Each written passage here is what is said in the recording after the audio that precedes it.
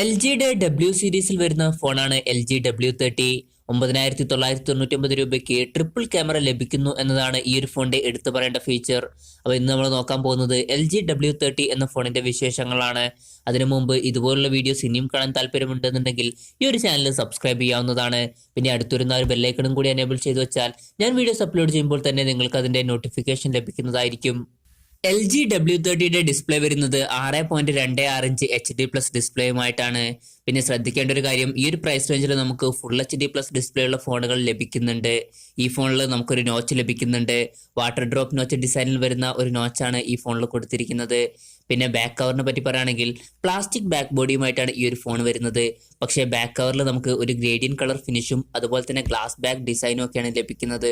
അതുകൊണ്ട് തന്നെ അത്യാവശ്യം സ്റ്റൈലിഷ് ആയിട്ടുള്ള ഒരു ഫോണാണ് LG W30. പെർഫോമൻസിനെ പറ്റി പറയുകയാണെങ്കിൽ MediaTekന്റെ Helio P22 എന്നുള്ള പ്രൊസസ്സറുമായിട്ടാണ് ഈ ഒരു ഫോൺ വരുന്നത്. ഈ ഒരു പ്രൈസ് റേഞ്ചിൽ അത്ര നല്ലൊരു പ്രൊസസ്സർ ഒന്നുമല്ല. സാധാരണ 6000 രൂപ പ്രൈസ് റേഞ്ചിൽ വരുന്ന ഫോണുകളിൽ ഉപയോഗിക്കുന്ന പ്രൊസസ്സറാണ് Helio P22 എന്നുള്ളത്.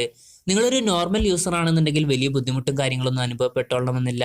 പക്ഷെ നിങ്ങളൊരു ഹെവി യൂസർ ആണെന്നുണ്ടെങ്കിൽ ചിലപ്പം ചെറിയ ബുദ്ധിമുട്ടൊക്കെ അനുഭവപ്പെട്ടേക്കാം.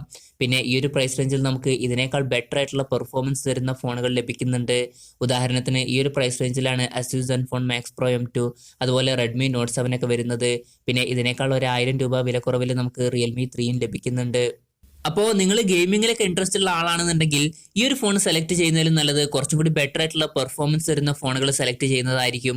പിന്നെ ഈ ഫോണിൽ നമുക്ക് 3GB RAM ആണ് ലഭിക്കുന്നത്. 32GB ഇന്റേണലും ലഭിക്കുന്നുണ്ട്. ഹൈബ്രിഡ് സിം സ്ലോട്ടുമായിട്ടാണ് ഈ ഒരു ഫോൺ വരുന്നത്.